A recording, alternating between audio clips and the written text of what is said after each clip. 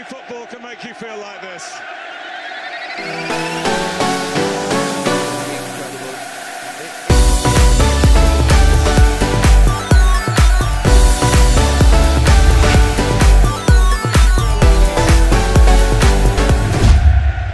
Absolutely incredible.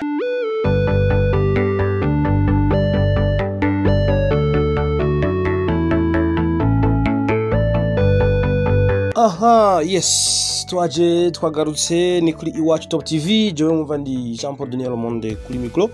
Nkaba ndi kumwe na mugenzi wanje bamwita Bizimana Twibu ari mu binga bw'ivyuma, ari we rikatuma irijwi muryumva neza nkuko muriko muraryumva. Turi ku munsi wa gatanu igenekerezo rya gatatu ukwezi ni Kigarama, turi mu ntango z'ukwezi kwa Kigarama umwaka 2021. Tukaba tuje n'amakuru y'inkino avugwa hirya no hino ku isi, aho mu kanyanje ndababwira incamake y'amakuru tugiye kubashikiriza. Reka manze ndabaramutse nti shalom, aho bwije ndababwiye ntimwiriwe, aho bukeye ndababwiye nti mwaramutse, bivanye n'umwe wese aho aherereye. Nkikaze abasportif mwese muri rusangi, abakunzi b'ama equipe, abafana, abakinyi, abacoach, eka umwe wese aho ahuriye na sport. Ndababwiye ni ikaze muri kino kiganiro c'inkino tugiye kurabira hamwe ibiriko biravugwa hirya no hino ku isi mu bijanye n'inkino. Tudatevye reka turabire hamwe ingingo nkuru tugiye gushimikira ko muri kino kiganiro cacu, aho tugiye guhera ngaha iwacu mu Burundi. Turaja kuvuga kuri Championnat National Premier League mu cicaro ca mbere, izobe yabandanije guhera ku munsi w'ejo, umunsi wa gatandatu no ku munsi w'Imana. Mu cicaro ca kabiri tuza kuhavuga kubera bobo championnat yaraheze, phase ale yaraheze, barindiriye retour, ubu tuvugana bakaba bari mu karuhuko.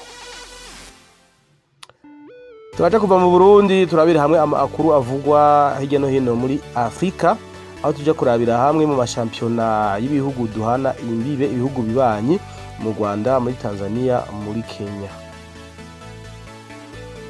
Turaje kuva muri Afrika turabe n'amakuru avugwa ku mugabane wa Buraya, tuje kurabira hamwe muri ya mashampiyona atanu akomakomeye benshi mukunda. Turahera mu Faransa muri Ligue 1, tuvuge mu gihugu c'Ubwongereza, abo mbere bari bakinye no mu imisi y'akazi kuwa kabiri, kuwa gatatu no kuwa kane bari bakinye. Turaje kuraba ingene hino zagenze, turabe ni na programme yo muri weekend ingene bazohura. Aha tubabwira mu Faransa, mu Budagi, mu Butaliyano, muri Espagne hamwe no mu Bwongereza. Reka nongenda baha ikaze mwese aho muherereye, umwe wese mu cyubahiro ciwe. Ndabwire ni ikaze kuri Iwacu Top TV. Nibutse utarakora subscribe agiye ko kugira ngo azohore wa mbere mu kuronka ibiganiro byacu bikiri bishasha. Ndabahaye ikaze.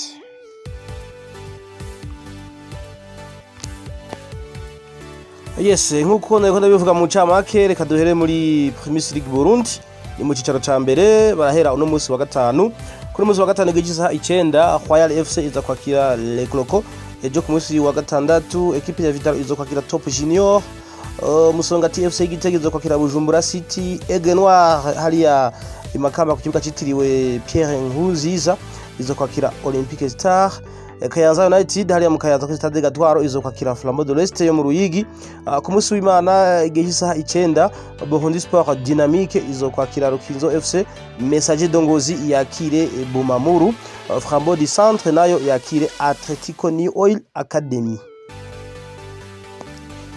Gushika ubu rero kundwi igira 14 ekipe ya Bumamuru iracari ya mbere, ifise amanota 33, ifise n'ibitsindo 15 vy'umuta izigamye.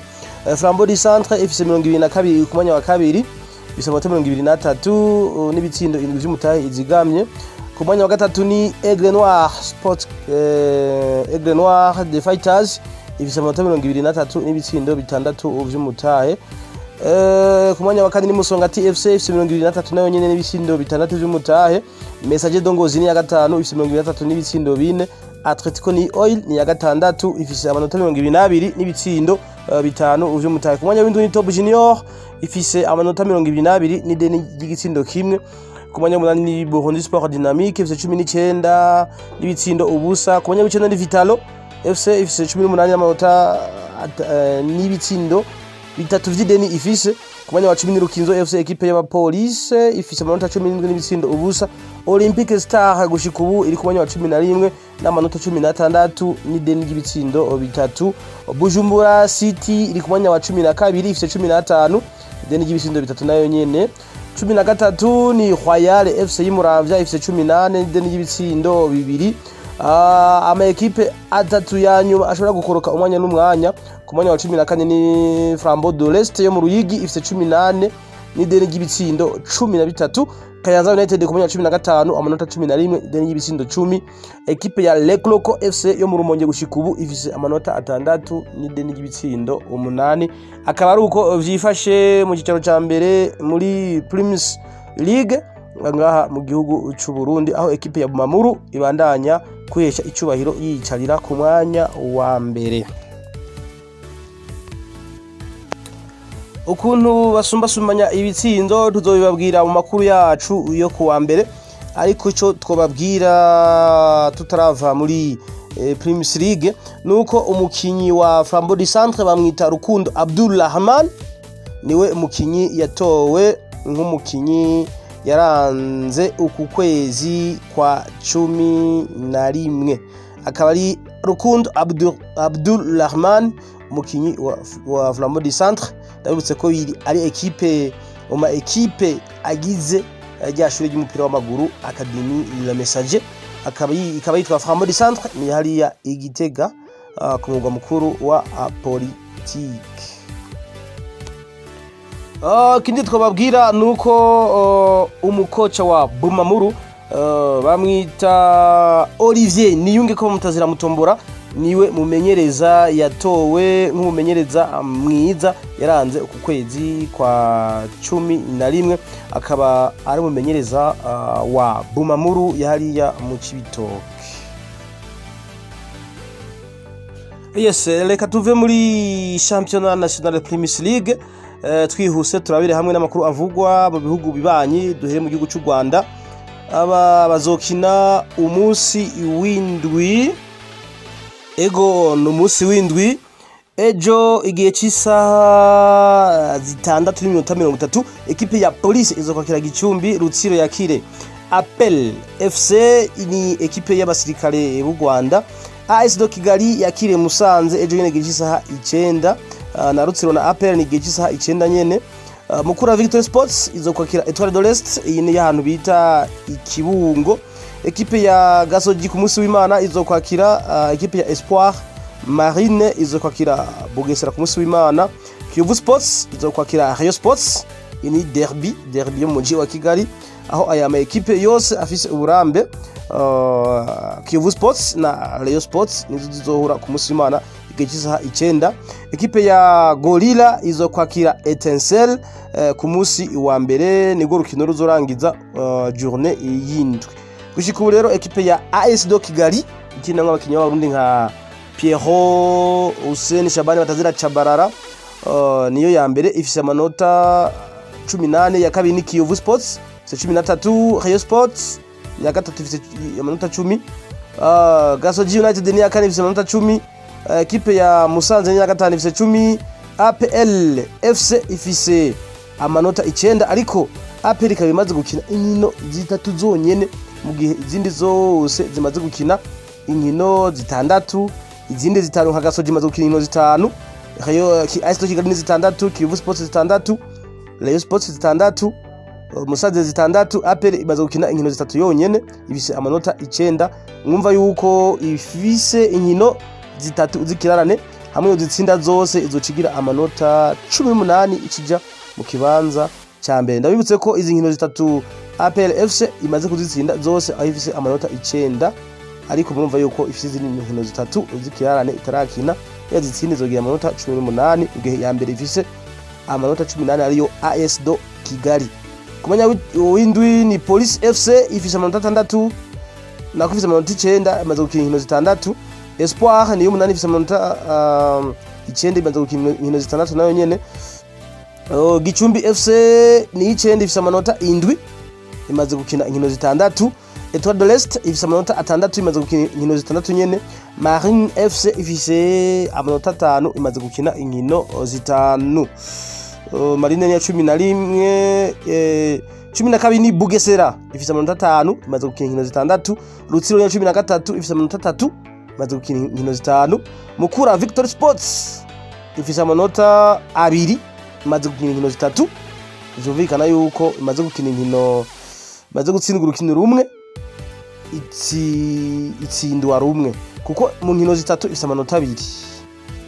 Ego nuko ifise rero ibirarane nayo nyene Mukura ifise ibirarane bitatu yabitsinda izoronka amanota 9 ikigira amanota 11 izocija ku mwanya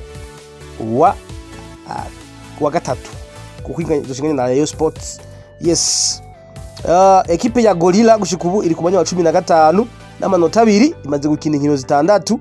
Etincelle gushika ubu ifise amanota 15 iri ku mwanya wa 16 n'inota 1 ikaba imaze gukina inkino zitanu. Reka tuve mu gihugu cy'u Rwanda muri Rwanda Premier League turabira hamwe no muri Kenya Premier League bazotangura gukina ejo igihe cy'isaha zitandatu. Nairobi City Stars izokwakira Kariobangi Sharks. Bitcoin United FC izokwakira AFC Leopards. Matare United Football Club izokwakira FC Talanta ejo gihe cy'isaha 8. Nzoyiya Sugar izokwakira Kakamega Homeboys gihe cy'isaha 8 ku munsi wejo. Wazito FC izokwakira Ulinzi Stars Football Club ejo gihe cy'isaha 8 zuzuye neza. Ndabibutse ko iyi Ulinzi Stars ari ekipe nayo nyene y'igisirikare cha Kenya. Police ya Kenya izokwakira Sofapaka Football Club azoba ejo nyene gihe cy'isaha 8. Ku munsi w'Imana hazoba urukino rumwe gusa. Ekipe ya KCB izokwakira Vihinja Bullets igihe cy'isaha 8. Gushika ubu ekipe ya Gor Mahia ifise amanota 18 niyo ya mbere 18. Ya kabiri ni Kariobangi Shoots ifise 13 ni ya kabiri. Nairobi City ni ya gatatu ifise 13. Bandari Football Club ni ya kane ifise 13. Kakamega Homeboys ni ya gatanu ifise 13. Ulinzi Stars ni ya gatandatu ifise 12. KCB ni yindwi ifise 11. Postal Rangers ni y'umunani ifise 10. FC Talanta ni 9 ifise 9. 10 ni Sofapaka ifise 7. 11 ni Bitcoin United ifise 6. 12 ni Tusker Football Club ifise 6 nayo nyene.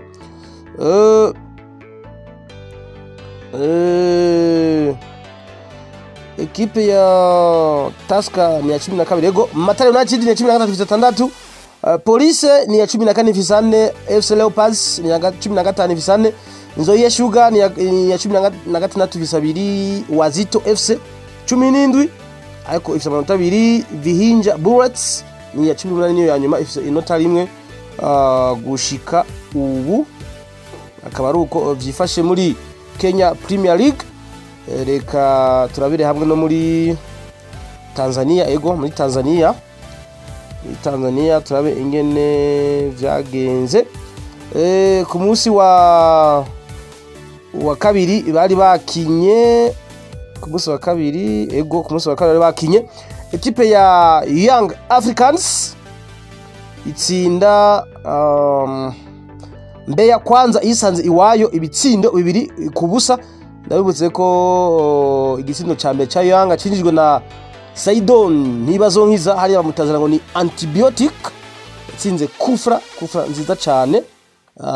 Abashaka kuraba iyo kufra barashobora kuja kuri YouTube bakandika Young Africans baca babona iyo kufra aho umunyegori wa Mbeya Kwanza atabonye n'ingene vyagenze.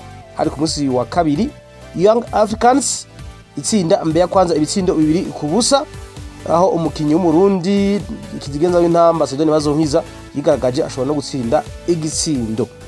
Biashara United yene ku munsi wa gatatu yanganije na Police mu rugo kimwe ku kindi. Azam Football Club itsinda Mtibwa Sugar kimwe ku busa. Simba Sports Club itsinda Geita Gold 2-1 ego. Bazobandanya uyu munsi barabandanya nivyo bakina journée y'umunani. Ruvu Shooting ikinana na Mungo igihe cy'isaha 9. Polisi Morogoro ikina na Prison Sports Club ekipe y'abanyororo muri Tanzania. KMC ikina na Geita Gold. Coastal Union ikina na Mbeya Kwanza azaba ari ku munsi w'Imana ejo igihe cy'isaha 12. Yego igihe cy'isaha 12 nivyo. Mbeya City izokina na Dodoma Jiji ku munsi wa mbere. Ku munsi wa kane Tubashuga izokina na Besha United. Azam Football Club ikina na Kagera Sugar ya ikana bararikire shock du jour ku munsi wa gatandatu windwitse igihe itariki 11 z'ukwezi kwa 12. Simba Sports Club vs Young Africans azofu umuntu ndakurahiye. Yes, gushika ubu rero ekipe ya Young Africans niyo ya mbere ifite 19 mu nkino 7. Simba Sports Club ifise amanota 17 mu nkino 7 nyene. Dodoma Jiji ya gatatu ifise 12 mu nkino 7. Mbeya City ni ya kane ifise amanota 11 mu nkino 7. Police Morogoro ni ya 15 ifise amanota 11 na nyine ifise nkino 7. Azam Football Club ni ya gatandatu ifise amanota 10 n'inkino 7. Lubu Shooting ni ya 7 ifise amanota 9 n'inkino 7 maze gukina. Lubu Shooting ni 7 ifise amanota 9. Biashara United ni y'umunani ifise amanota 8 nyene. Coastal Union ni 9 ifise amanota 8. Kagera Sugar ni ya 10 ifise amanota 8. Prisons ya ekipe y'abanyororo ni ya 11 ifise amanota 8. Mbeya Kwanza ni ya 12 ifise amanota 7. 13 ni Namungo ekipe kirango ba Kwizera Eric batazira kirungo abakinyi nkabanzi ng'amasaho Steve ba Blaise Bigirimana umunye goal Jonathan Ahimana. Ni Namungo iri kumenya wa 13 n'amanota 6 mu nkino 7. KMC 14 amanota 6 mu nkino 7. Geita Gold iri kumenya mu kipata 15 n'amanota 5 mu nkino 7. Tubashuka gushiku niyo ya nyuma kumenya wa 16 n'amanota 2. Akaba ruko vyifashe mu gihugu ca Tanzania muri championnat yaho yitwa Vodacom Premier League. Yes, reka tunyaragurise tuve mu Burundi tuve no mu Rwanda muri Tanzania no muri Kenya. Tujabuke ibahari ya Mediterranee duhere mu gihugu c'Ubufaransa nabo nyene championnat yabandanije muri imisi yo hagati. Hari ku munsi wa gatatu ekipe ya Angers itsindwa na Monaco iwayo 3-1. Montpellier itsindira Metz iwayo 3-1. Strasbourg yihaniza Bordeaux ibitsindo 5-2. Troyes itsinda Lorient 2-0. Brest itsinda Saint-Etienne igitsindo 1-0 nyene ku munsi wa gatatu. Clermont inganya na Lens 2-2. Clermont berekwa ni karata itukura. Nantes itsindwa na Marseille iwayo igitsindo 1-0 mu gihe Nantes beretswe ni karata itukura. Rennes itsindwa na Lille ibitsindo 2-1 yisanze iwayo. Yisanze iwayo. Ekipe ya Lyon itsindwa na Reims 2-1 yisanze iwayo. Lyon yari iwayo itsindwa 2-1 na Reims hari ku munsi wa gatatu. Paris Saint-Germain kera kabaye inganya na Nice ibitsindo ubusa kubusa hari ku munsi nyene wa gatatu. Ariko ibi ntaco bigira Paris ikomeza kuba ku mwanya wa mbere bariko barakina journée ya 16. Bakaba rero bazobandanya ku munsi iwejo ku munsi wa gatandatu igihe cy'isaha 12. Marseille izokina na Brest. Lille yakire Troyes. Lens na Paris Saint-Germain. Ku munsi w'Imana Saint-Etienne izokina Rennes. Montpellier yakire Clermont. Reims yakire Angers. Lorient na Nantes. AS Monaco na Metz. Nice na Strasbourg. Bordeaux na Lyon. Gushikura ekipe ya Paris Saint-Germain ya mbere ifise 41. Ya kabiri ni Marseille 29 ngira ngo murumva iyo difference ihari. Rennes iri mu kibanza ca gatatu n'amanota 28. Nice mu kibanza ca kane n'amanota 27. Ekipe nka Monaco iri ku mwanya w'indwi n'amanota 23. Ekipe nka Lyon ku mwanya wa 10 n'amanota 22. Lille ku mwanya wa 12 n'amanota 21. Ndabitse ko Lille ayo ifise igikombe cyo mu mwaka heze zitatu zanyuma zishobora gukoroka ni Bordeaux ku mwanya wa 18 n'amanota 13. Metz ku mwanya wa 19 n'amanota 12. 20 ku mwanya wa 20 ni Saint-Etienne ifise amanota 12 nayo nyene. Abamaze gutsinda ibitsindo vyinshi ni Gaëtan Laborde Warren afite ibitsindo 12 niwe wa mbere. Jonathan Christian David Lille akinira Lille uyu n'umunya Canada afite ibitsindo 11. Amine Giuli wa Nice no gatatu afite 11. Kylian Mbappé afite 11 no Paris Saint-Germain. Ludovic Ajorc wa Strasbourg no gatanu afite ibitsindo 9. Dimitri Payet wa Marseille afite ibitsindo 9 uyu n'umufaransa. Mohamed Lamine Bayo wa Clermont no wing of ibitsindo 8. Wissam Ben Yedder no wa Monaco afite ibitsindo 8. Andy Delort wa Nice afite ibitsindo 8. Habibou Mohamedou Diallo wa Strasbourg no w'icumi afite ibitsindo 8. Wahbi Kazri wa Saint-Etienne uyu n'umunya Tunisie afite ibitsindo 8. Ludovic Blas wa Nantes no 12 afite ibitsindo 8. akaba ari uko barusharushanya ibitsindo muri Ligue 1. Reka tuve mu Bufaransa muri Ligue 1 turabira hamwe no muri German Bundesliga ni mu gihugu cy'Ubudagi. Uno munsi ku munsi wa gatanu baraja gukina igihe cy'isaha 3:30 ekipe ya Union Berlin na iza kwakira Red Bull Leipzig. Ejo ku munsi wa gatandatu igihe cy'isaha 10:30 Hoffenheim iza kwakira Frankfurt. Augsburg yakire Bochum. Leverkusen yakire Getafe. Arminia Bielefeld yakire FC Cologne. Mainz 05 yakire Wolfsburg. Dortmund yakire Bayern Munich. Iyi match ndatumiriye abantu kuzoyiraba. Dortmund versus Bayern Munich ku munsi wa gatandatu igihe cy'isaha 1:30. Ku munsi w'Imana igihe cy'isaha 10:30 Stuttgart izo kwakira Hertha Berlin. Igihe cy'isaha 12:30 Mönchengladbach yakire Freiburg. Gushika rero muri German Bundesliga ekipe ya Bayern Munich niyo ya mbere ifite 31 ni ya mbere. Dortmund ni ya kabiri ifite 30. Leverkusen ni ya gatatu ifite 28. Freiburg ni ya kane ifite 22. Ekipe nka Leipzig iri kumenya 18. Mönchengladbach iri kumenya 11 n'amanota 18 nayo nyene. Zitatu zaje zishobora kumanya n'umwanya ni Augsburg kumenya 13 n'amanota 13. Arminia Bielefeld kumenya 17 n'amanota 9.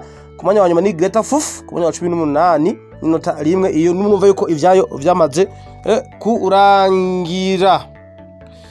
Gushika ubu muri German Bundesliga ekipe umukinya amaze gusiba ibitsindo byinshi ni Robert Lewandowski wa Bayern Munich n'umunya Pologne afite ibitsindo 14. Erling Haaland afite ibitsindo 10 wa Borussia Dortmund. Patrick Schick wa Bayer Leverkusen wa gatatu afite ibitsindo 8. Modeste wa FC Cologne afite ibitsindo 8. Owonyi afite ibitsindo 8. Ja Hoffman afite ibitsindo 7. Serge Gnabry ni uwindwi wa Bayern Munich afite ibitsindo 6. Abandi bakinyi nka ba Christopher Nkunku afite ibitsindo 5. Akaba ruko byifashe muri German Bundesliga. Reka tumira amateke turabira hamwe no muri Serie A mu gihugu cy'Ubutaliyano. Yes, muri Serie A mu gihugu cy'Ubutaliyano bariko barakina umunsi wa 15 muri indwi hagati. Ekipe ya Fiorentina yatsinze Sampdoria 3-1. Atalanta itsinda Venezia 4-0. Salernitana itsindwa na Juventus yisanze wa 2-0. Hellas Verona inganya na Cagliari ibitsindo ubusa ku bundi. Inkino zose zabaye ku munsi wa gatatu. Inter de Milan itsinda Spezia 2-0. Bologna itsinda AS Roma ya Jose Mourinho igitsindo kimwe ku busa. Sassuolo inganya na Naples ibitsindo 2 ku bindi. Genoa itsindwa na Milan AS Iwacu ibitsindo 3 ku busa. Ego 3 ku busa. Torino inganya na Empoli 2 ku bindi mu gihe Torino bahawe n'ikarata itukura. Lazio inganya na Udinese 4 ku bindi. Match yari iryoshye cyane. 4 partout. Bose bahawe amakarata atukura uko bari babiri beretswe amakarata atukura nuko vyari vyifashe. Ego rero ejo ku munsi wa gatandatu bazobandanya bakina umunsi wa 16 c'est vrai oui. Mira AC yes ejo bazokina ku munsi wa gatandatu. Ekipe ya AC Mira izokina Salernitana. AS Roma yakira Inter Mira. Napoli kina na Atalanta. Ku munsi w'Imana Bologna izokina Fiorentina. Venezia yakira AS Verona. Spezia na Sassuolo, Sampdoria na Lazio Rome, Juventus na Genoa, Empoli yakire Udinese ku munsi wa mbere, Cagliari izokwakira Torino nyene ku munsi wa mbere. Yes, gushika ubu rero ekipe ya Naples iri ku mwanya wa mbere n'amanota 36, Milan ni ya kabiri n'amanota 35, ku mwanya wa gatatu ni Inter ifise 38, ku mwanya wa kane ni Atalanta ifise 31, ku mwanya wa gatanu ni AS Roma ifise 25, ekipe nka Juventus iri ku mwanya w'indwi n'amanota 28. Zitatu za nyuma zishobora gukoroka ni Genoa ku mwanya wa 18 n'amanota 10, Cagliari iri ku mwanya wa 19 n'amanota 9, 20 Salernitana n'amanota 8. gushika ubu akaba ari uko vyifashe. Amaze gutsinda ibitsindo vyinshi ni Vlahovic wa Fiorentina afise ibitsindo, reka turabe neza, afise ibitsindo sindiko ndabibona neza, ngira ngo tuzobashikiriza mu makuru yacu yo ku wa mbere. Reka tunyarutse tugende muri La Liga Santander mu gihugu ca Espagne, nabo nyene bari bakinye mu yindwi hagati, reka turabe nyene inkino zagenze. Yes, ku munsi wa gatatu habaye urukino rumwe gusa niko rwabaye. Ekipe ya Real Madrid itsinda Athletic Bilbao 1-0. Ejo rero uyu munsi barabandanya bakina Jivone ya 16. Granada iza gukina na Deportivo Alaves, Sevilla ikine na Real Madrid ejo ku munsi wa gatandatu. Barcelona iza kwakira Betis ku munsi wejo, Atletico de Madrid yakire Mallorca ku munsi wejo, Real Sociedad yakire Real Madrid igihe hazine, Rayo Vallecano yakire Espanyol ku munsi w'Imana, Elche yakire Cadix, Levante Osasuna, Celta Vigo Valence, Getafe Athletic Bilbao. Akaba ari uko vyifashe gushika ubu. Ekipe ya Real Madrid ifise amanota 33 ni ya mbere, Atletico de Madrid ifise 29 ni ya kabiri, Sociedad ni ya gatatu ifise 29, Sevilla ni ya kane 28, Barcelona gushika ku mwanya w'indwi n'amanota 23. Zitatu za nyuma ni Cadix ku mwanya wa 18 n'amanota 12, Getafe ku mwanya wa 19 n'amanota 10, Levante ku mwanya wa 20 n'amanota 7. akaba ari uko vyifashe. Reka tunyaraguritse turabe no muri English Premier League mu gihugu cy'Ubwongereza, turabe nyene inkino zari zifashe. Mu ndwi hagati barakinye, c'est vrai, barakinye. Ekipe ya Watford yatsinzwe na Chelsea 2-1, urukino rwaje no guhagarara aho umukunzi wa Watford yaje kugira ikibazo, agira crise cardiaque, umutima urahagarara, bityo urukino rubanza guhagarara, abanza kumutwara kwa muganga. Urukino rwaje gusubira gutangura mu nyuma. Hama ekipe ya Chelsea itsinda ekipe ya Watford 2-1. West Ham inganya na Brighton and Hove Albion 1-0. Everton itsindwa na Liverpool 4-1. Aston Villa itsindwa na Manchester City 2-1. Tottenham itsinda Brentford 2-0. Ekipe ya Brentford yaje ijyana cyane ariko ubu nayo yatawe ziratsindwa. Tottenham itsinda 2-0 ari ku munsi wejo. Urundi rukino rwabaye ku munsi wejo ni Manchester United itsinda Arsenal ibitsindo 3-2. Ndabamenyesha ko umukinyi Cristiano Ronaldo yashoboye gutsindamo ibitsindo 2 muri runo rukino, mu gihe ibitsindo vya Arsenal kimwe cinjizwe na Aubameyang, ikindi cinjizwa na Emile Smith-Rowe. Yes, ejo rero bazobandanya. Ekipe ya West Ham izokukira Chelsea igihe cy'isaha 8:30, igihe cy'isaha 11 Newcastle yakire Burnley 11, kandi Wolverhampton yakira Liverpool, Southampton Brighton, Watford Manchester City, Leeds ku munsi w'Imana izokwakira Brentford, Manchester United izokwakira Crystal Palace, Tottenham yakira Norwich, Aston Villa yakira Leicester City. Ku munsi wa mbere ekipe ya Everton izokwakira ekipe ya Arsenal. Gushika rero ekipe ya Chelsea iri ku mwanya wa mbere n'amanota 33, Manchester City ku mwanya wa kabiri n'amanota 32, Liverpool ku mwanya wa gatatu, West Ham ku mwanya wa kane n'amanota 28, Arsenal ku mwanya wa gatanu n'amanota 23, iri ku mwanya wa gatanu Arsenal n'amanota 23, Tottenham ku mwanya wa gatandatu n'amanota 22, Manchester City ku mwanya w'indwi n'amanota 21. Zitatu za nyuma ni yes, zitatu za nyuma ni Burnley ku mwanya 18 n'amanota 19 ni Norwich City ifite amanota 10, ni Newcastle ku mwanya 20 n'amanota 7. Abafite ibisindo byinshi ni Mohamed Salah wa Liverpool afite ibisindo 13 n'umunya Misri, Jamie Vardy wa Leicester City n'umwongereza afise ibisindo 9. Diogo Jota wa Liverpool umunyaportugal afise ibisindo 8. Sadio Mane wa Liverpool afise ibitsindo 7 wa 4 n'umunya Senegal akina Liverpool. Cristiano Ronaldo ku 5 akinira Manchester United n'umunya Portugal afise ibitsindo 6. Rafinha wa Leeds n'umunya Brazil afise ibitsindo 6. Emmanuel wa Watford n'umunya Nigeria afise ibitsindo 6. Michael Antonio afise ibitsindo 3 wa West Ham. Maxwell afise ibitsindo 5 akaba ari umunya Cote d'Ivoire.